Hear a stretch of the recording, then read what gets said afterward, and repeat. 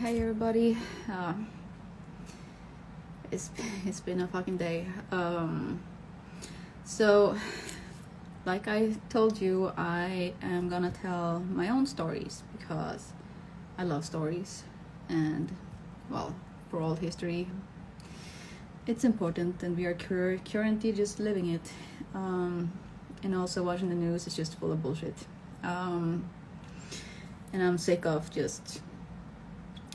all the bullshit. I'm sick of watching the super dramatic news reporter standing in the peaceful city center of Kiev. So I'm gonna have different people on here that I know talking about different aspects of living the Ukraine war. So friends and people I know and have met through this war. I try to have one every week, and we're gonna start off with a very good friend of mine. So let me remind you that integrity and respect is a big thing, and my platform is not a platform to be ogres and idiots. So I will not allow that. So my very good friend, who I haven't seen for a year and a half, since before the war, and I haven't talked to him for a very long time. Last time we saw each other, life was very different. So, Evs, if you're ready, let's meet my friend, who happens to be Russian.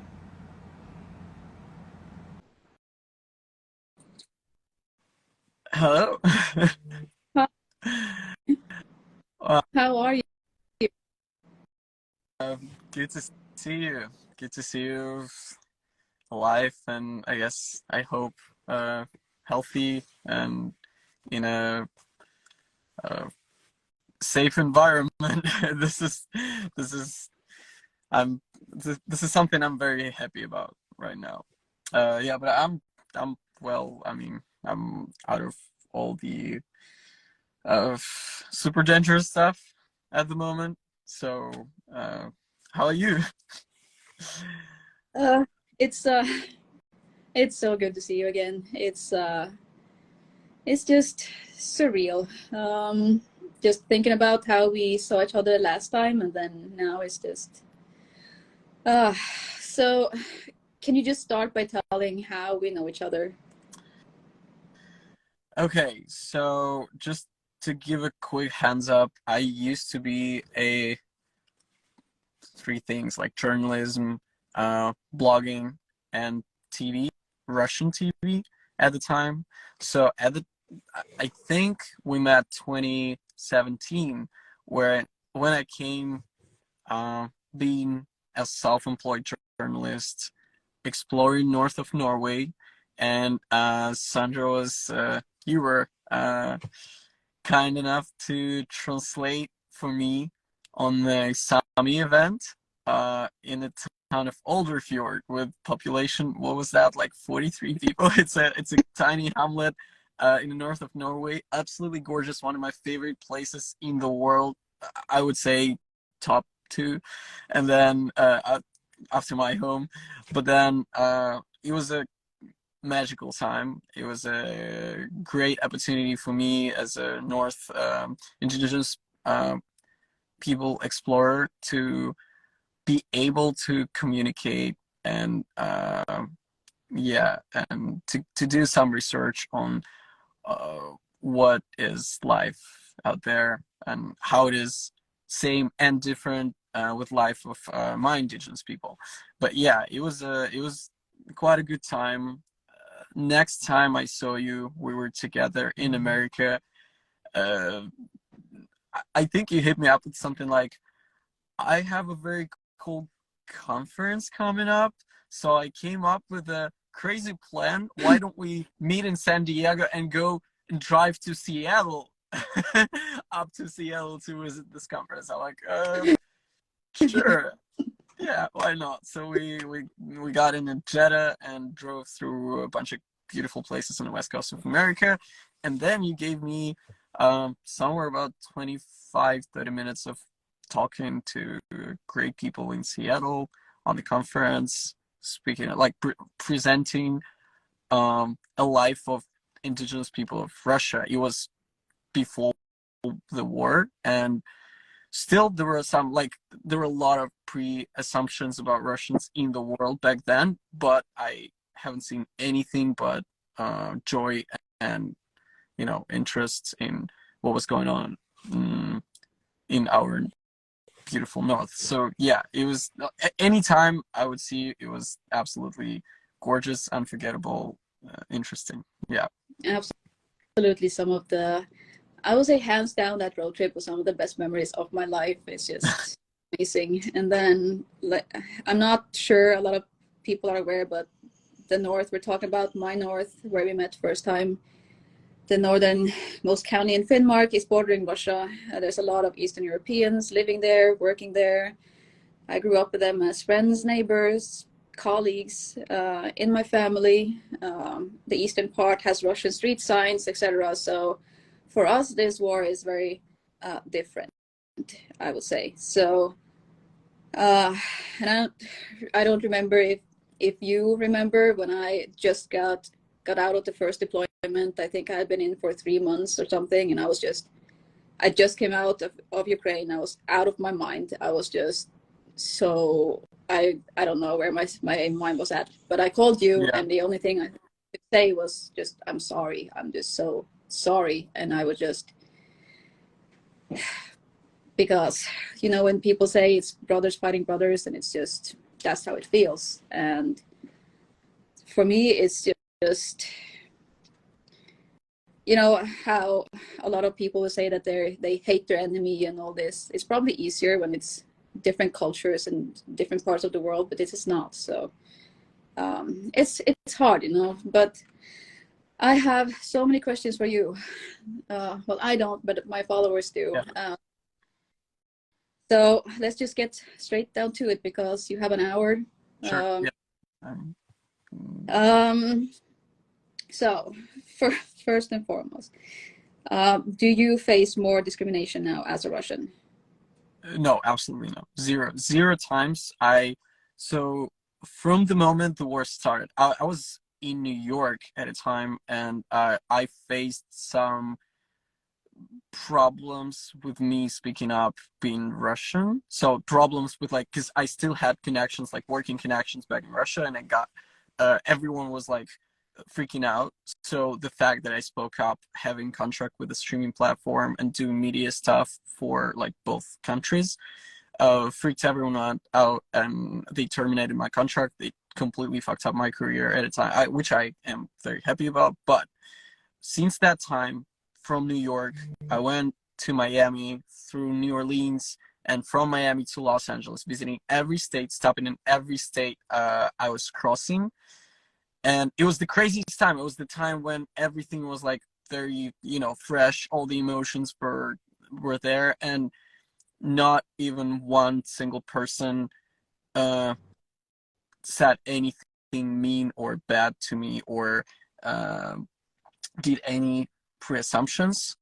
The only thing I faced was compassion, and that was actually something really good to experience, because like every time I would say I'm Russian, the only reaction would be, "Oh man, I'm so sorry," because everyone basically, like, I don't look like a Nazi trying to yell at people and say something like, "Oh, we're gonna conquer America."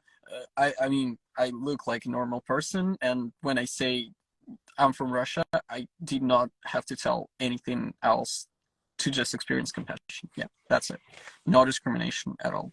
Yeah. Zero. Well, I'm glad, because I tried telling people that early on too, that please keep the battle at the battlefield. There's a lot of innocent people that do not need to be punished for something you really can't you can't you can't choose what's going to happen. So to the next question, do you support the war? Support the one. Okay, yeah, I was like support, and then I had variants what I can or cannot support, but no, by any means. Like in general, I think that a war is a failure in communication in any form. So I I have no words to explain how opposite I am from supporting the war. And you know me as a you know, balancedly liberal person. So I'm definitely on the side that is for like stand for any kind of progression and any kind of discussion, and there's like no restricted things to discuss and stuff. But then this thing for me is, you know, it's just out of the world, and I'm not in politics, but I wish I would understand more about why is it still possible to have war in 2023. So do you think, especially seeing as you have the background you have within the Russian media and TV, Yeah.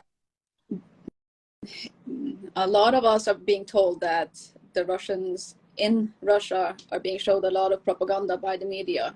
So a lot of the population are not aware of the truth of this war, about what's going on and why. Is that how you see it? I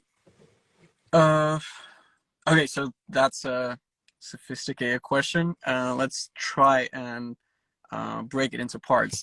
Uh, yes, there is propaganda, and if we understand, if by propaganda we understand, we mean a government controlled media that would put out the certain types of information to keep people informed in a very narrow way. I think that exists in every single country. The problem with Russia that uh, all the global broadcasting services are propaganda. Like there is no alternative except for free media. I mean, YouTube, like Instagram, like any kind of social media and stuff where it's not censored. There is no um, opportunity for any kind of resources to speak up except for propaganda. So if in America you have propaganda, of course, like every single country has it, but you have like Democratic propaganda and Republican propaganda, and then you have a bunch of other small, you know, parties that are just trying to like put their gram of salt there. But in Russia, we don't have that. We have like 100% government-controlled media space, which I was happy not to belong, because I was like on more of an entertaining and exploration side. So we never had to represent anything in a government control way. The only one moment in my life when I remember something being slightly controlled by government is when I was actually working with Ukrainian production, and we filmed a Pride in Stockholm, and when we went back with this material, they were like, okay, we cannot really call it Pride Parade. We only can call it European Parade. And we had a zero control over that because our materials were already like in the TV editing process. So they actually changed Pride Parade for European Parade, which is hilarious because, you know, that kind of makes sense now when they say that there is a gay demon army attacking Russia. Now this generalization of European Parade makes way more sense. But then the second part of the question, what kind of propaganda Russian people see and how it bends their and transforms their view on the war. Of course, it's drastic. Of course, the way that Russian propaganda affects the society right now is, you know, when you have nothing, when you have zero arguments for supporting the government, when you have poverty, when you have corruption, and it's pretty real around you, when you see all this stuff, the only thing that can hook people to still support something somewhat what government does is the identity, is the uniting feeling of belonging to something. So when you're in such a crisis, such a big crisis, and you understand that you fucked completely, you don't have McDonald's anymore, you don't have Apple, like none of the big guys want to be friends with you anymore, and you know that you will be a next Nazi for the next like 30 years, and you are so screwed that you understand that nothing will save you.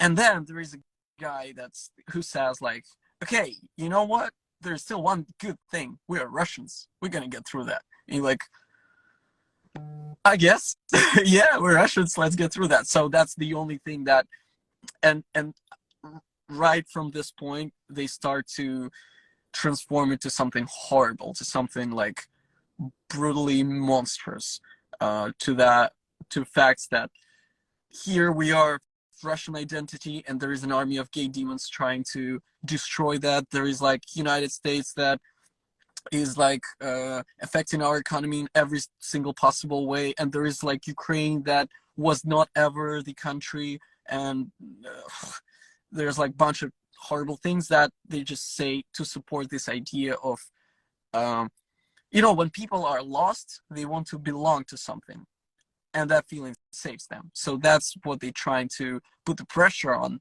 and what was very surprising for us, like for liberal medias in Russia, they succeeded. 24 like until February 24th, we thought that Russian propaganda is a bunch of clowns. They don't know what they do. They talk shit. They are hilarious. Like they shout to the camera and spit their it's just insane. It does look funny. But then February 24th happens, and then everyone around you start to believe that, and we're like, what the actual, this is bizarre. And that was all the results of this strategy of putting pressure on being in a crisis, being Russian, following your identity in your community, saving feeling of belonging to something, and all the arguments that this identity of yours is being destroyed. And this is basically the motivation of the Ukraine too, but this is real. In Ukrainian world, this is real. Like we used to be both in Soviet Union, and before that it was one country, and it was nothing to do with modern Ukraine, modern Russia. But then this 30 years, Ukraine has its own identity. It has its own transforming government and territories. Like it's a completely separate thing now. And then they are trying to protect that, and but the difference is there is an actual attack on that, versus in Russia, it's just dreams of propaganda. Okay, so that's how it bends it. So next question: gay demons, is that really a thing? Are they calling us gay demons? Yeah, absolutely. What? I mean, not. That's like the Nazi thing. What's up with the Nazi? Why are we? So okay, gay demons is a very it's a generalization, but it would be just a very long thing to explain. But the agenda is that European, like the worst thing about America is that they are trying to like conquer us in an economical way and like screw everything that happens to Russia for the last 30 years. But then Europe is more of like philosophical and mental pressure on us, that all this like LGBT plus and racism things, like all this liberal values are being installed in our minds now through like culture and stuff, which is which makes it easier to bend this way, because it's actually true, but not in a way that it's some kind of like conspiracy and stuff. People are just trying to make life of minorities easier. But then Russian government takes that and like, look, it's the this is how they make our demographic crisis even worse. They want to turn all of us to gays and, stop our stop our population from growing. Yeah, I mean that sounds hilarious, but when it's put in the right way, in the minds of conservative people who don't really have an access to the internet, it's a horrible weapon. That's how it Well, works. I'm used to being called Nazi and Nazi mercenary for a year, but gay demons, Right. that's, I'm gonna make a patch of that. I'm just gonna do Yeah. it. This is Okay, so I have a lot of more questions. okay. So, which country does Crimea belong to? Obviously Ukraine. But This what that was but my it's Russian? day second. What? Sorry. Why does Russia seem to want Crimea so bad? Uh, could you repeat, please? It cut off a little bit. Oh, okay. So Russia desperately wants Crimea and seems to believe that Crimea and Donbas is Russian. Right. Why do you? So why? That's the question. Yeah. Okay. So there is. I kind of already answered that, but so prior to Soviet Union, like hundreds and hundreds of years ago, it was all a bunch of tribes that had their like controlled territories. Crimea was never something like considered Russian. It was just a conquered Tatar state that belonged to Kiev, which was the center of Russia, which is hard to believe now. But then, like, a bunch of wars happened, then the revolution, then Soviet Union happened, and it's all one country. And then everyone separates, and modern Russia is it's really hard to call it this way, even because it is a territory of Slavic tribes. They used to be Rus. That's how it was called. But then the center of that was Kiev, and then Ukraine was not a separate country. Also, it's a very complicated and big history lesson. And then what we can take out of it is that Mongolia or Tajikistan or Finland could actually say the same thing. Like, we were all one country one day. So we can all say that Finland belongs to Tajikistan, or Alaska belongs to Ukraine because it was sold by the emperor to the United States at some point. But it was just ex-territory of one country that has nothing to do with modern Russian Federation. That's the thing. So of course, this is just a political move to give the some kind of explanation to normal. It's a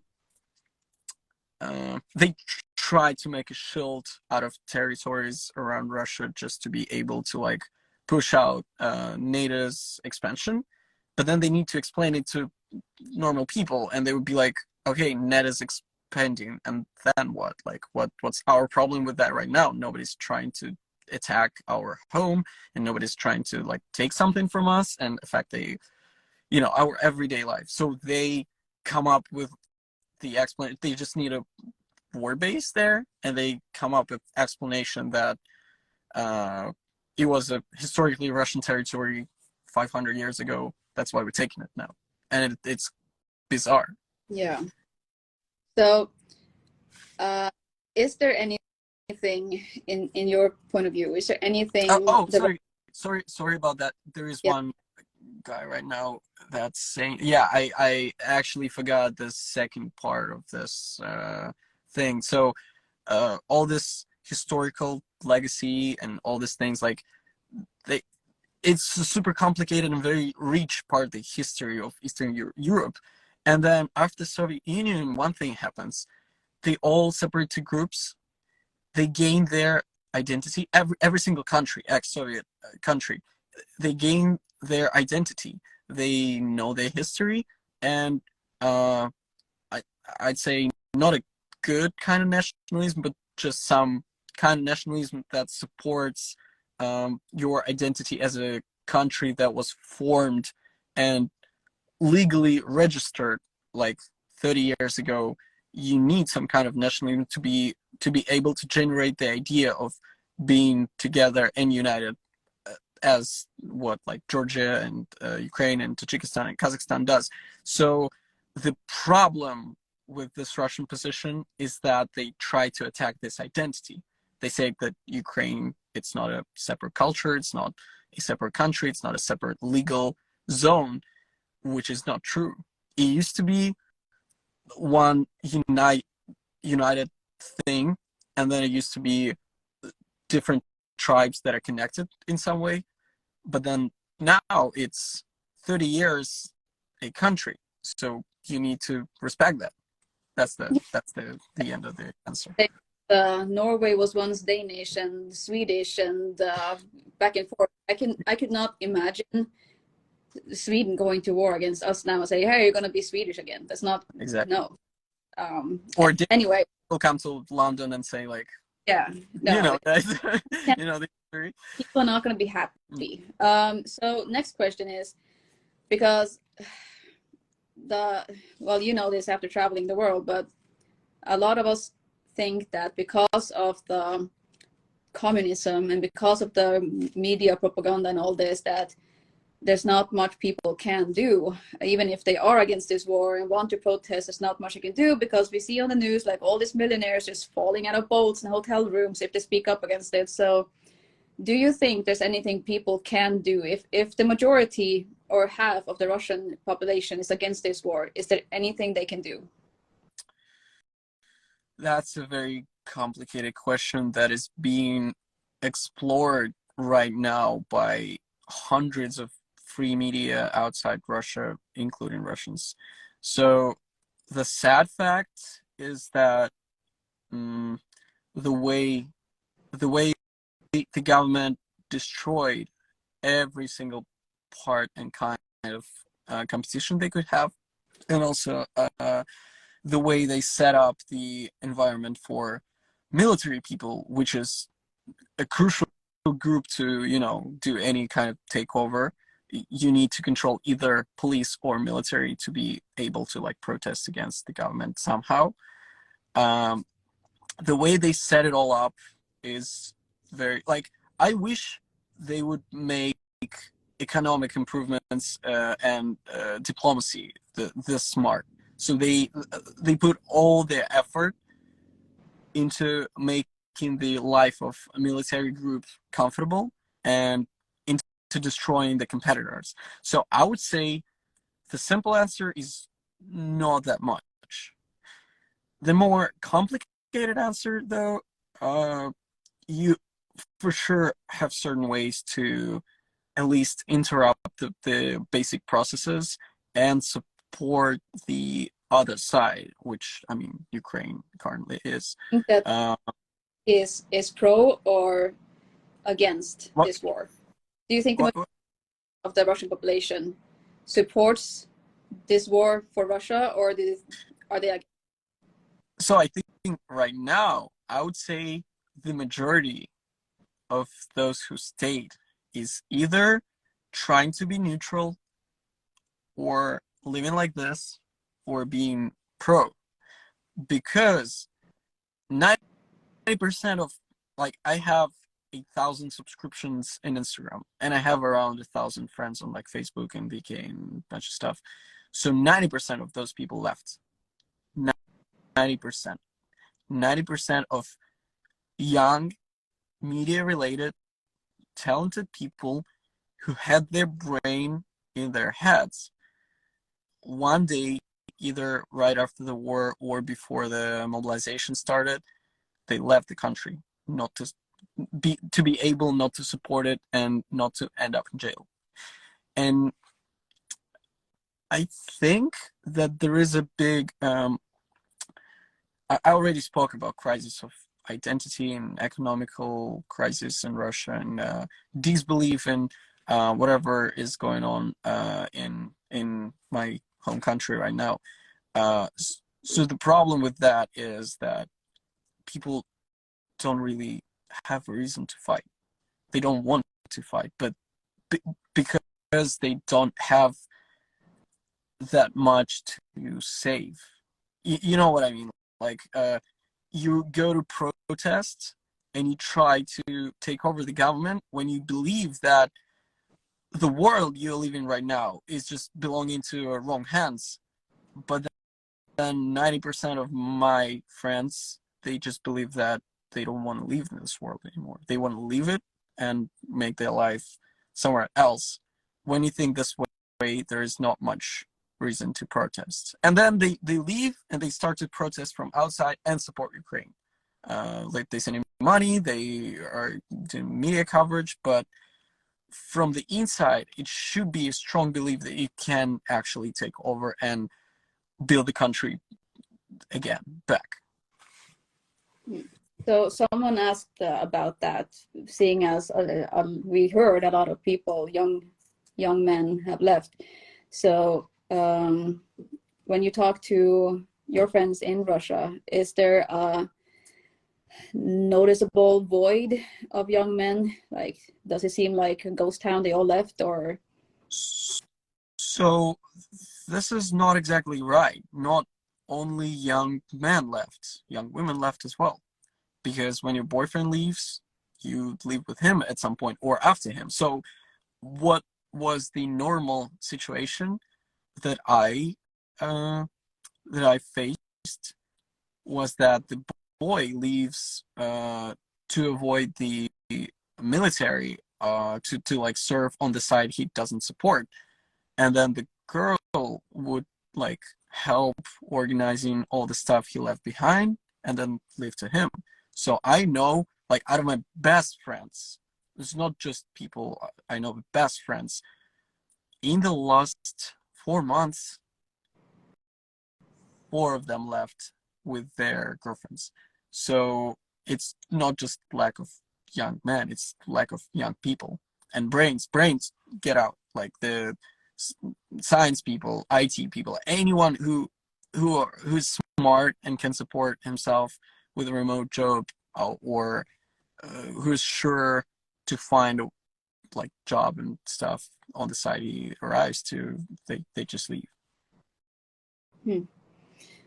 Well, how do you, when you, because you are not currently in Russia right now, so you have access to all the same newscast we have. So watching all this, like I'm watching it from the inside and also the news, but how does it make you feel watching the war? Just So it's a year now, almost a year, and of course it was every single emotion that I could have felt, I felt by this time. And at first, like I have just as many Ukrainian friends as Russian friends. That's the thing. Like I always lived in a European side. Also, I worked with the Ukrainian production for a while.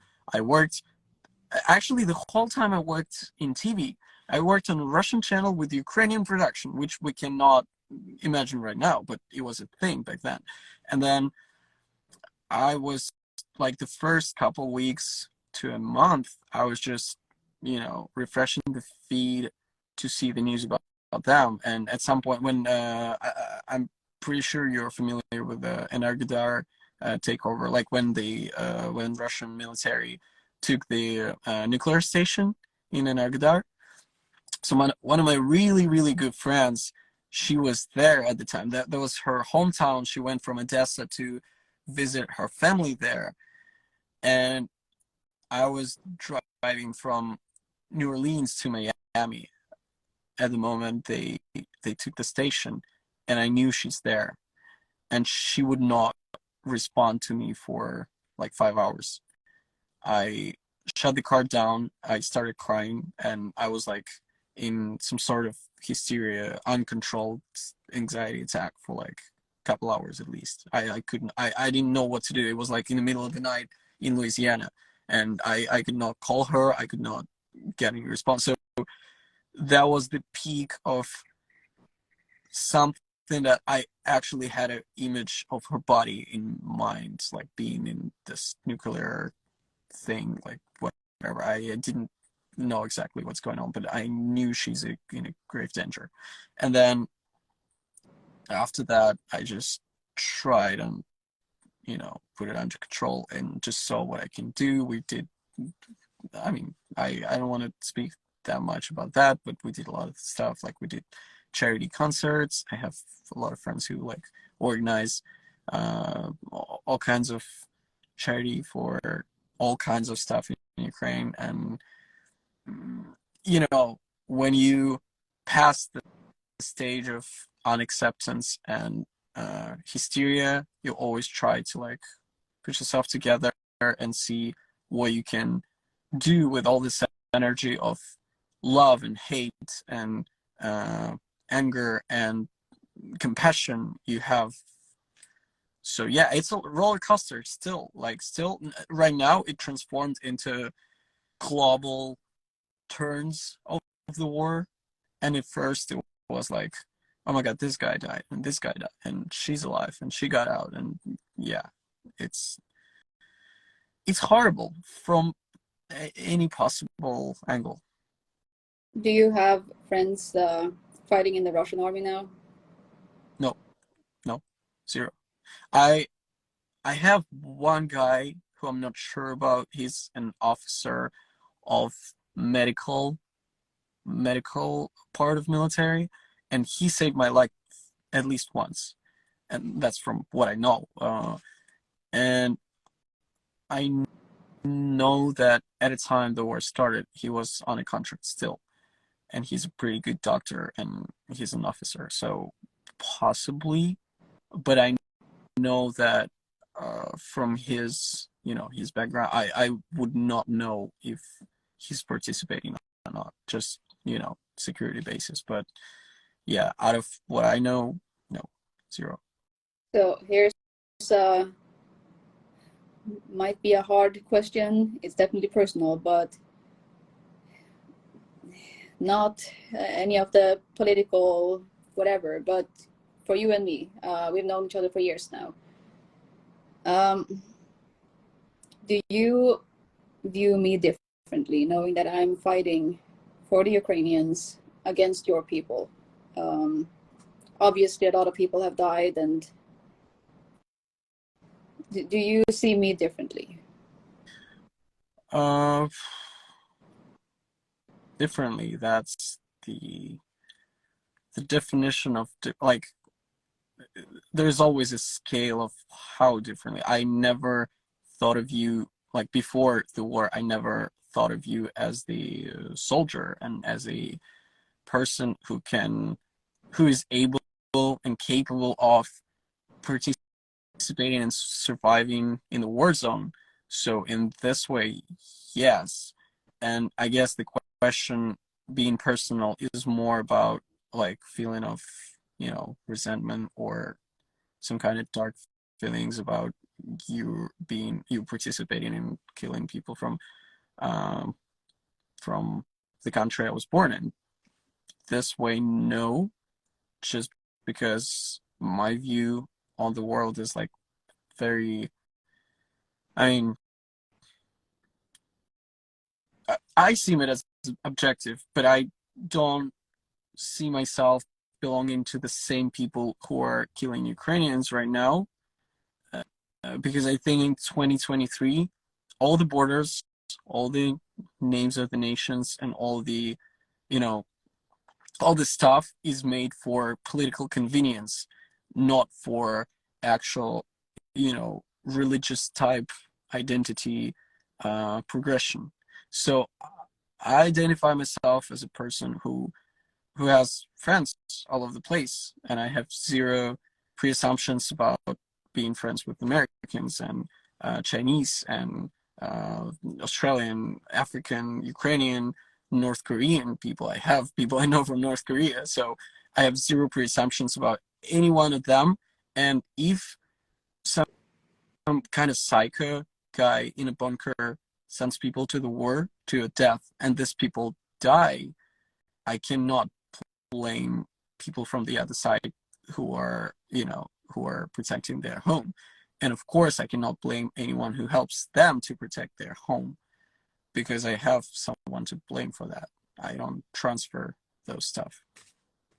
Well, I'm glad you say that exact thing, protect their homes, because I don't know if you've seen some of the Russian soldiers that have been taken prisoner. They claim that they either thought they were liberating Ukraine, or that some have even claimed that they were fighting against the Poles because Poland had invaded. So there's a lot of different stories going on about why Russia had to do this special operation, as they still call it, because they still don't want to go to war. So even today, with all our technology and smartphones and all this, there's so much misinformation and propaganda and confusion. So it's mind-blowing, thinking about how it must have been during World War I or II. But how do you think this war will end? Oh, okay. To give a heads up again, I have zero footing in politics. I was never well educated or working in geopolitical things. I only have a background of like journalism and traveling the world and working on TV, and of course I know like basic propaganda mechanisms and journalist like free journalism mechanisms. But from my point and from my perspective, I don't think it's gonna end in a way that wars end. If we remember like World War II or World War One or conflicts like Vietnam and stuff, like you have an actual ending date after which you pay reparations, you like try to restore the countries, you make the controlled separation of influence zones. So here the conflict is so complicated that unfortunately, I don't think it will end soon in a way, in this way. I believe that most of the Ukraine will be capable of protecting their homes, their environment, and being able to restore at least some of that. But the sad fact is that for Russia, this war became existential. Like the bridge they burned. I don't say we because the bridge they burned is so big that no one will just forgive and forget. This is already a conversation about the remaining government surviving. So they will be just throwing the bodies to the point they end, and unfortunately they won't end soon.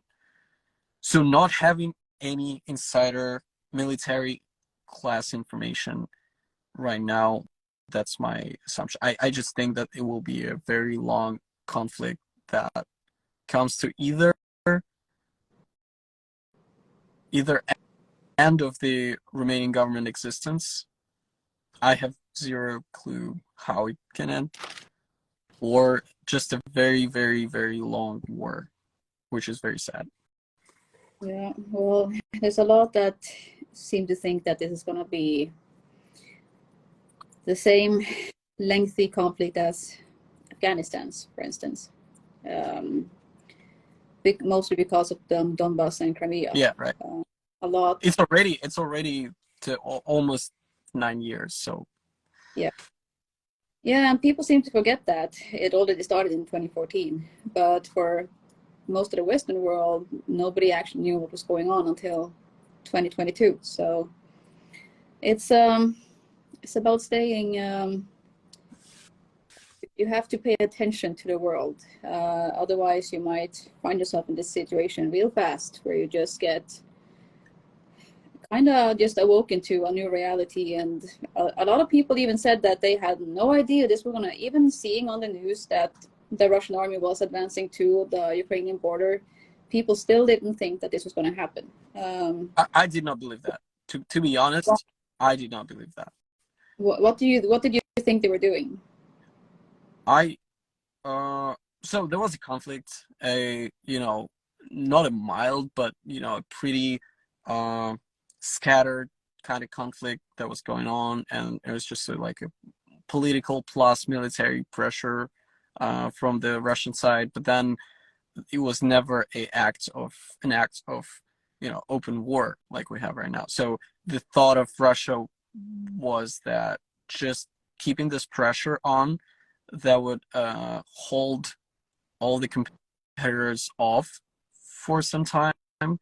And then I had a conversation about that with one friend of mine. He's a startup guy, very smart and educated, and he said that, dude, they say it's going to be a war in Ukraine, like in between Ukraine and Russia and Ukraine. And I was like, no way, no way it's going to happen. Just because I did not understand what would be the pros of making the war with such drastic and devastating economic and social effects. I did not expect them to be as desperate. This is the war, like all these imperial ambitions, all this talks about surviving of the nation and everything is such a bullshit. This is just, from my point, from what I saw for my 25 years in Russia and then traveling the world and coming back to Russia and then coming back to the world, this is just a leap of faith to survive for the government. That's it. They could not end this conflict. They could not pull their ratings even like lower down. They could not give up on trying to survive as a president and his criminal group. So this is the thing from their point, that they would pull together in like 5 days, take over a bunch of new territories, get the economical profits of it, push the competitors back, and then that's it. They are good again. Like in Crimea, there was like ratings of Putin after Crimea, they skyrocketed just because the nation was desperate, and they put the pressure on this nationalism mechanism again. They took the Crimea and said like, we're strong again, make Russia great again. That was the agenda, and they thought they can do that again with like no shots like back then. They just didn't know that the Ukrainian identity and army and people advanced so much in 8 years that it won't be possible. So, speaking of, someone asked how likely is a revolution to remove the president from power after this, let's call it fiasco, because it kind of sort of is. Unfortunately, the chance of that is flying to zero because of the fact that the people who could make it happen, they left. So the only revolution we can imagine right now is the internal revolution in the government. If there will be a guy powerful enough to make everyone believe that Putin's days are over, and he would he would just talk his way up and make people take over the government. That is the only revolution I see right now, not from the civil side. When 3 million people who were hated the government and with brilliant minds, talented, educated, when they left, you have even less power than you used to be. So, well, I have some friends actually believe that Russia as a nation will collapse after this. What do you think? Collapse in which way first? Economically, probably. Identically, in a way. But then, I just don't think that Russian Federation as a political / criminal union will exist for a long time, because there's just no arguments for that. There's no reasons for that. You know, like right before getting out of Russia, I crossed it hitchhiking, just for the experience and for, you know, journalism perspective. It was very interesting, like 3 weeks going through the Russia meeting and talking to completely different layers of society, seeing the real life of people on the other side from Moscow. And there is just no reason for people to hold on to this. It's a huge poverty. There is huge poverty. There is huge corruption. There is huge unacceptance to the centralized government they have right now, and we have over 100 nations. We have a bunch of northern tribes who still speak their language. We have The Sami. Sami, right? Sami, Komi, Nyansi, Hanti, Buryat, like there's a bunch of there is a actual Jew republic in the Far East. Yeah. There is The Samis, the Tatar, you have all these. you have a let's bunch of call it identities. tribes. So yeah, is no there is no such thing as strong Russian identity except for like central part that is also right now like very controversial because you know, Ukrainians gained their modern type of identity by separating, uniting, advancing, and resisting to the outer enemy. For Russia, it's not a thing because you have 100 nations kind of united by law, speaking the same language but not everywhere. And then the enemy is the world. Like no one else supports you. So even if every single one of remaining 140 million people in Russia think right now, okay, maybe we are the bad guy just because 222 countries do not support us except for North Korea, Iran, and like, you know, Syria. Who else? Maybe we are the bad guys. So the reason for keeping this completely politically fabricated identity is such weak and small that I don't think it will be a thing. Like Russian Federation. Russia as culture, I hope not. I hope the culture of 2,000 years of like uniting, advancing, and developing and writing, and making music and everything. I hope this remains. But Russian Federation as a completely criminal and unlawful government, no, no way. 20, 30 years. That's my guess. That's my bet. Well, now, whenever the war is over, if it's whenever this war is over, if it's going to be this year or in 10 years, will you ever be able to go back home? Depends. I am accused in Russian army discreditation and betraying whatever. I don't really know how to translate this, you know, the sentence, but depending on the regime, I think if it's still like Putin and if in a way they remain their power, no, of course not. If it's a completely different thing, I hope that at some point I will be able to visit my hometown, see my family, visit my favorite towns, which Moscow is one of.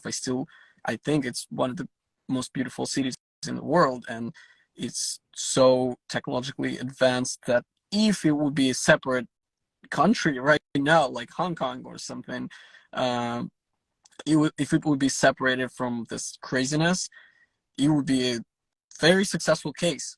But it's a part of it, so no chance. Yeah, I think only if the regime changes, only this way. What do you think would happen if you do go home? it's a completely unpredictable thing. They might be just, oh, we actually sent it just to, scare you, or I could go to prison for, for like 20 years just to show that they're not kidding. It's unpredictable. When you don't have a very, when the corruption on this level is on this level and it's controlled completely by human factor and mood of people who are taking you to the court, you have zero, you have zero chance to predict it. So you are being accused because you didn't come to Russia during the No. thing? No, because of speaking up like in the first days, and especially in the first days, it was just a random, uh, you know, random convictions. Like people will be like, "Oh, this guy said something." They just send my profile. Our police checks it up for all this like discreditation materials. They find them. They're like, "Oh, okay, there's a letter to you." That's it. Uh, Oh, I can understand that. I cannot blame them for that. Like, okay, this is a war state right now. There is a guy who's speaking something critical. Like, yeah, I was ready to those consequences. hmm. Well, regardless of where you are from, um, we all miss home sometimes. So, how is your friends and family doing that are in Russia right now? Are they just living their life as normal, or is it a difference for them? Yeah, of course. I mean, there is no life as normal as it was before, period.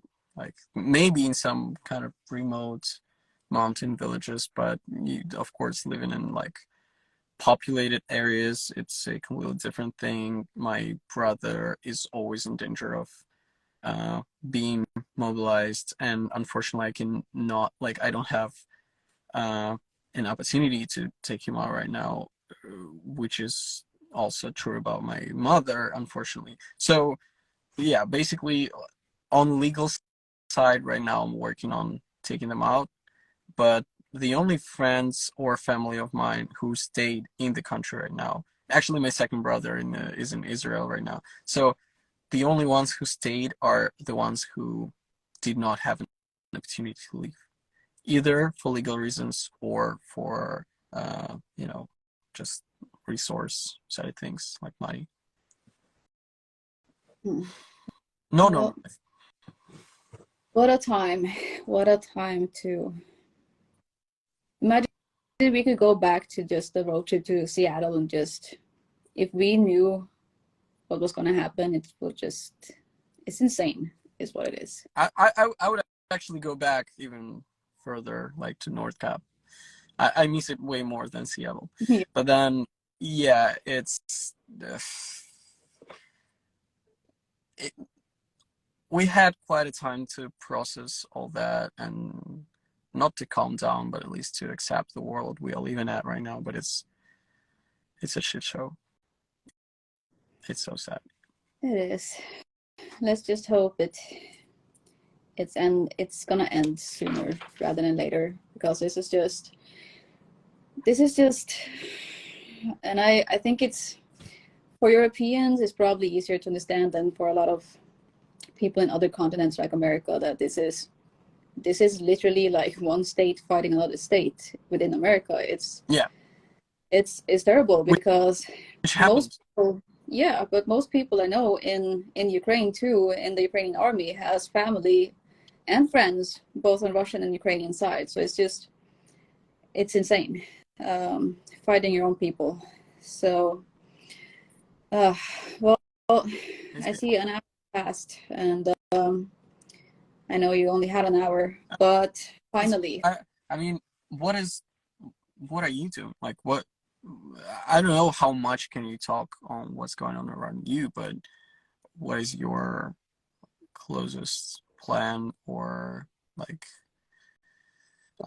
we talking, but I don't even know like where you are and what are you up to and are you coming back and when and I don't well, it's definitely been a year. It has actually been a year now since I left, and Uh, it's been a fucking year. So I, when we went to this war, we were so sure it was just going to be a 2 week thing. It was going to be that one battle, and then that's it. And all of a sudden, here comes Easter and summer and Christmas, and now it's going to be a year in a few days. So in the situation, we're just rolling around with the situation we were in, and it's constantly changing day by day and week by week. So after I realized this is going to take some time, I didn't really make any plans what I was going to do. But this war is very different in a lot of ways because you have to be self-supportive, really. You have to do the finances, you have to do the supplies, you have to do the logistics and the medivacs and all of this on your own. So it's definitely a lot of work. And it's taken its toll, not gonna lie, not just the war part, but all of the war part. So now I just came out of the Eastern Front, Bakhmut, which was absolutely horrible, not gonna lie. So right now I went to Washington State, did some drone training and stuff, and like even talking about it is just awful for me because I'm literally talking to you about us fighting our own. So um, I did the training and desperately need some rest for at least a couple of days. But I'm now currently setting up this merch and this YouTube thing and all this, and because we can't just like we need a future, and I want a future. I don't want to die in this war. I didn't go there to die. So my only plan now is to see where this all is going, and hopefully now have a couple of days of rest, and then just take it from there. It's just impossible to plan anything right now, and things change really fast in a war or living a war. So yeah, it's my only plan right now is that to have a couple of days of rest, because I'm not gonna lie, the Eastern Front really, like, I thought that the first mission was the thing that was gonna change me the most, and in some ways it did. But this time around, the Eastern Front definitely had an impact. So I'm just trying to gather myself, um, trying to get back to this normal life too, and the life I had before the war, like you and my friends around the world. And it's hard. It's hard in so many ways, and obviously still have all my friends in Ukraine, and a lot of them don't have a choice to leave like I do. So You keep just coming back. This is something. This is I can not be even close to understanding the amount of effort and the motivation and the reason to be able to go back and forth from and to the place you can be dead in a sec. Like I, this is something I cannot imagine, and the fact that you're doing that, and the fact that I know you know pretty well, and we spent a good time together. This scares the hell out of me. I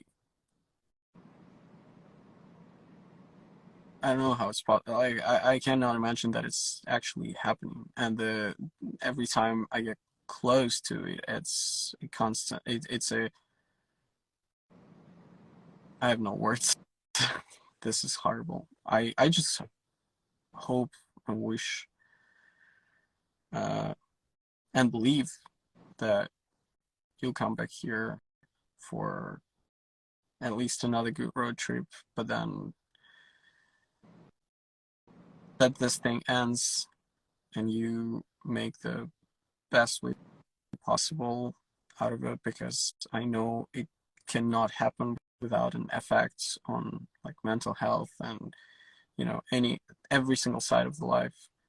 And you've been through a lot. From what I know, you've had such a unique, I was just telling all my friends that you had such an unique path in your life before the war. And like regarding this time right now, makes you definitely the most unique person I ever met. Like the most unique path I've ever heard of and seen and was able to be part of. I wish you to stay safe as Boy. possible and come back from that. I cannot believe I'm saying all that, actually meaning that you were back and forth from the war zone, and bizarre. Well, let's just agree that when this war is over, let's just sit at the docks and then we can laugh at the stupid goblin stories and just, Another Northern Light session.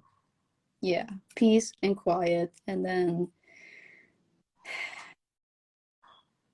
pretend that we can go back to life before all this. Or at least not back, but have a future that is full of peace, that is not affected by shitheads that are trying to ruin it for their own survival. That's Yeah, amen to that. Well, it was really, really good talking to you and seeing you again. I'm not gonna lie, I was so excited to see you again and talk to you again, and then I was like, oh no, this is gonna hurt. This is gonna be so painful for me, for my soul.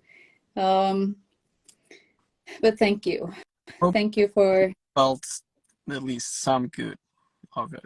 I really hope, and I'm very glad to see you and hear you again and talk to you. We had so many disagreements. Like I cannot imagine who I had the more argument than with you, but most of them because you were the liberal one. yeah, right. I was like, It was so. can you be liberal? You're from a communist country. I'm not. Now it just feels so weird and a little stupid. Then also, all this. I think this is the way that conflict. That I wish this is a top of what conflict in the world could be. Just a conversation with a lot of disagreements, Yeah, and that's it. and Eve then would not fail that. we could be so annoyed because you were so liberal and I'm not, and then we just let's just walk and try to not be killed by rattlesnakes, or me because I'm scared of Right. that. Watch the lake. That was nice. Yeah, no politics for 10 minutes. Oh, what? Life. Well, I'm not gonna use more of your time, but this was really nice, and thank you again for doing this, and be part of my story as always. And next time, let's meet in person and not talk politics, but Right. also not find rattlesnakes. Maybe some of them, but hopefully just Northern Lights. And thank you so much for all you do. I wish I could do more than just, talking and giving stupid concerts, but Well, at least. words matter too, they do. Yeah, they actually do sometimes. Thank you. All right. Well, until next time, have a good day, good night, and See you soon, hopefully. Thank you. Okay, love you. Love you. Bye bye. Bye.